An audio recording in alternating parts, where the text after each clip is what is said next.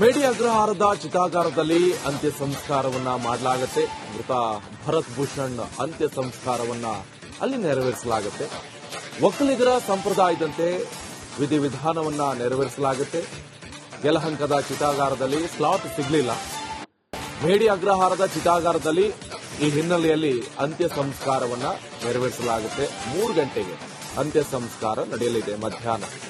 ಭರತ್ ಭೂಷಣ್ ಸೋದರ ಮಾವ ಈ ಮಾಹಿತಿಯನ್ನ ಕೊಟ್ಟಿದ್ದಾರೆ. ಮೇಡಿ ಅಗ್ರಹಾರದ ಚಿತಾಗಾರದಲ್ಲಿ ಅಂತ್ಯ ಸಂಸ್ಕಾರವನ್ನ ನೆರವೇರಿಸಲಾಗುತ್ತೆ. ಮೃತ ಭರತ್ ಭೂಷಣ್ ಅಂತ್ಯ ಸಂಸ್ಕಾರ ನೆರವೇರಿಸಲಾಗುತ್ತೆ. ಒಕ್ಕಲಿಗರ ಸಂಪ್ರದಾಯದಂತೆ ವಿಧಿವಿಧಾನವನ್ನ ನೆರವೇರಿಸಲಾಗುತ್ತೆ. ಯಲಹಂಕದ ಚಿತಾಗಾರದಲ್ಲಿ ಸ್ಲಾಟ್ ಸಿಗದೇ ಇರುವ ಕಾರಣ ಮಿಷನ್ ಏನೋ ಕೆಟ್ಟೋಗಿದ್ದಂತೆ, ಸ್ವಲ್ಪ ಸಂಬಂಧಪಟ್ಟಂತ ಅಧಿಕಾರಿಗಳು ಸ್ವಲ್ಪ ನೋಡಿಕೊಳ್ಳಿ. ಆ ಒಂದು ಹಿನ್ನೆಲೆಯಲ್ಲಿ ಮೇಡಿ ಅಗ್ರಹಾರದಲ್ಲಿ ಮಧ್ಯಾಹ್ನ 3 ಗಂಟೆಗೆ ಭರತ್ ಭೂಷಣ್ ಅಂತ್ಯ ಸಂಸ್ಕಾರವನ್ನ ಮಾಡಲಾಗುತ್ತೆ ಅಂತ ಅವರ ಸೋದರ ಮಾವ ಅವರು ಮಾಹಿತಿಯನ್ನು ಕೊಡ್ತಾ ಇದ್ದಾರೆ. ಎಲ್ಲರೂ ಕೂಡ ಖಂಡಿಸ್ತಾ ಇದ್ದಾರೆ.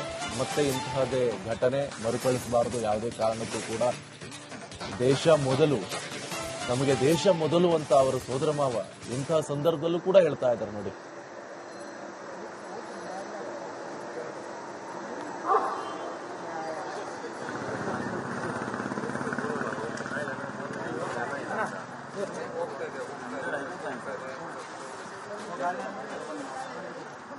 ದೇಶದ ಸಾರ್ವಭೌಮತೆಗೆ, ಶಾಂತಿ ನೆಮ್ಮದಿಗೆ ಭಂಗ ತರ್ತಕ್ಕಂಥ ಇಂಥ ದುಷ್ಟಶಕ್ತಿಗಳನ್ನ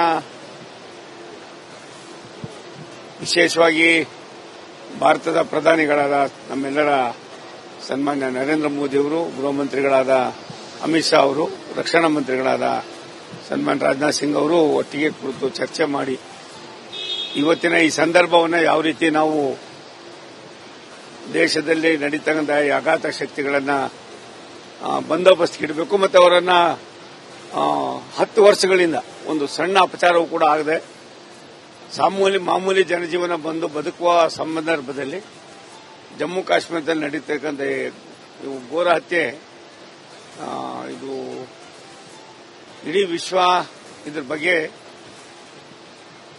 ದಿಗ್ಭ್ರಾಂತಿಯನ್ನು ವ್ಯಕ್ತಪಡಿಸಿದೆ.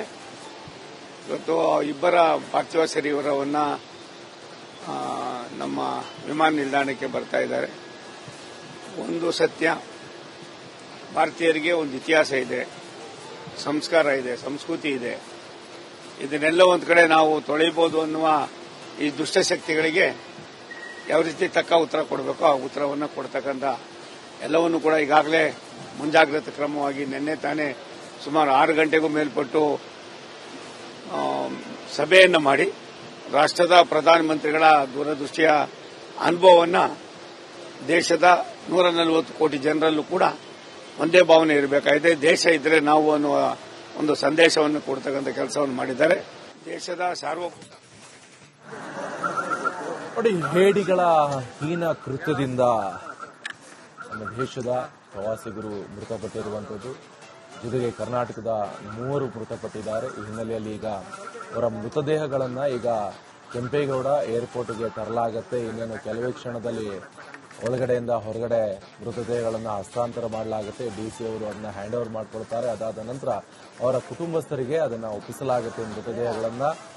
ಮೃತದೇಹಗಳನ್ನ ತೆಗೆದುಕೊಂಡು ಅವರವರ ಮನೆಗೆ ತೆಗೆದುಕೊಂಡು ಹೋಗಿ ವಿಧಿವಿಧಾನಗಳನ್ನು ನೆರವೇರಿಸಿ ಅದಾದ ನಂತರ ಅಂತ್ಯ ಸಂಸ್ಕಾರವನ್ನು ನೆರವೇರಿಸಲಾಗುತ್ತೆ. ಬಹಳ ಪ್ರಮುಖವಾಗಿ ಅಲ್ಲಿ ಮಂಜುನಾಥ್ ಇರ್ಬೋದು, ಶಿವಮೊಗ್ಗದವರು, ಇನ್ನೊಂದು ಕಡೆಯಲ್ಲಿ ಭರತ್ ಭೂಷಣ್ ಅವರ ಸೋದರ ಮಾವು ಕೂಡ ಮಾತಾಡ್ತಾ ಇದ್ರು. ಅದನ್ನ ನಾವು ಕೇಳಿಸ್ಕೊಳ್ತಾ ಇದ್ವಿ.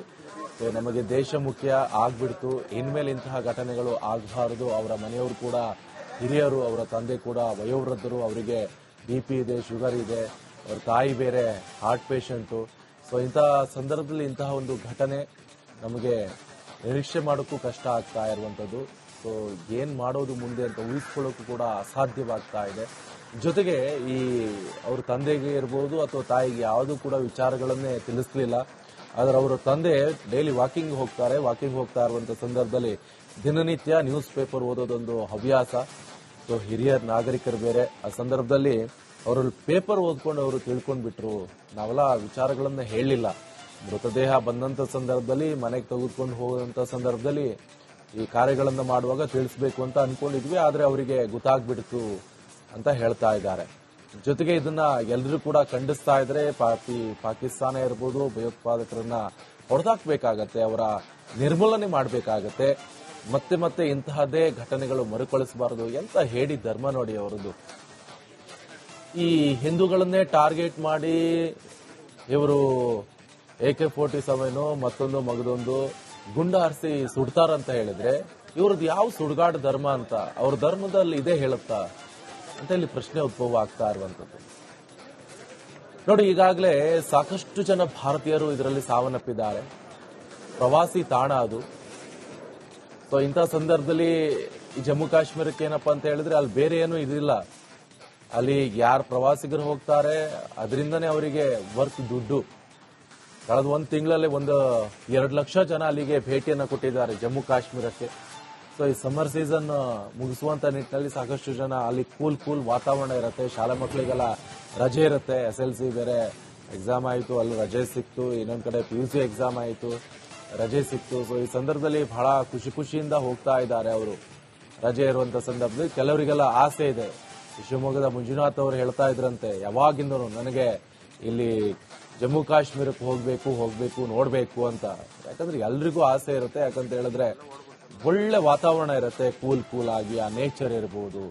ಇನ್ನು ಸ್ವಿಟ್ಜರ್ಲ್ಯಾಂಡ್ ಅಂತಾನೆ ಕರೆಯಲಾಗುತ್ತೆ ಆ ಪ್ರದೇಶವನ್ನ.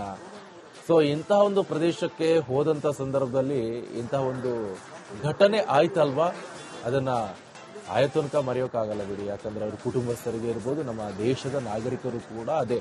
ಯಾಕಂದ್ರೆ ಹೇಳಿದ್ರೆ ಇದು ರಿಜಿಸ್ಟರ್ ಆಗಿಬಿಟ್ಟಿರುತ್ತೆ. ಗಂಡನ ಎದುರುಗಡೆನೆ ಈ ಪ್ರವಾಸಕ್ಕೆ ಹೋದಂತ ಸಂದರ್ಭದಲ್ಲಿ ಹೆಂಡತಿ ಎದುರುಗಡೆನೆ ಗುಂಡಾಕಿ ಗಂಡನ ಕೊಂದ್ರೆ ಹೇಗಿರುತ್ತೆ ಅದನ್ನ ನೋಡಿ. ಸಾಕಷ್ಟು ಸಂದರ್ಭದಲ್ಲಿ ಆಕ್ಸಿಡೆಂಟ್ ಮತ್ತೊಂದು ಮಗದೊಂದೆಲ್ಲ ನೋಡ್ತೀವಿ. ಯಾವನೋ ಭಯೋತ್ಪಾದನಾ ದಾಳಿಯನ್ನು ನಡೆಸ್ತಾ ಇರುವಂತ ಸಂದರ್ಭದಲ್ಲಿ ಅದು ಕೂಡ ಹೆಂಡತಿಯ ಎದುರುಗಡೆನೆ ಇನ್ನು ಧರ್ಮ ಯಾವುದು ಅಂತ ಹೇಳಿಕೊಂಡು ಸುಡ್ತಾರ ಅಂತ ಹೇಳಿದ್ರೆ ಇವರು ಧರ್ಮ ಯಾವುದು? ಸುಡುಗಾಡು ಧರ್ಮ ಅಂತ ಅನ್ಸುತ್ತೆ. ಅದಕ್ಕೆ ಅಪ್ಪ ಅಮ್ಮ ಹಿಂದೆ ಮುಂದೆ ಏನೂ ಇಲ್ಲ.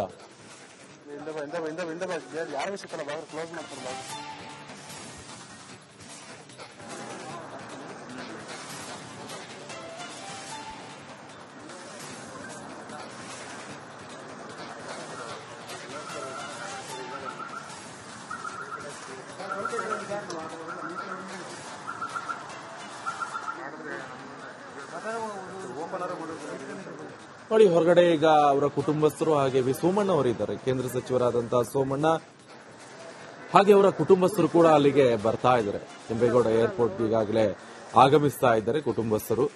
ಅವರವರ ಮೃತದೇಹಗಳನ್ನ ತೆಗೆದುಕೊಂಡು ಹೋಗುವಂತ ನಿಟ್ಟಿನಲ್ಲಿ ಕೂಡ ಈಗ ಬರ್ತಾ ಇದ್ದಾರೆ. ವಿಶೇಷ ವಿಮಾನದಲ್ಲಿ ಈಗಾಗಲೇ ಆಗಮಿಸಿದೆ ಕೆಂಪೇಗೌಡ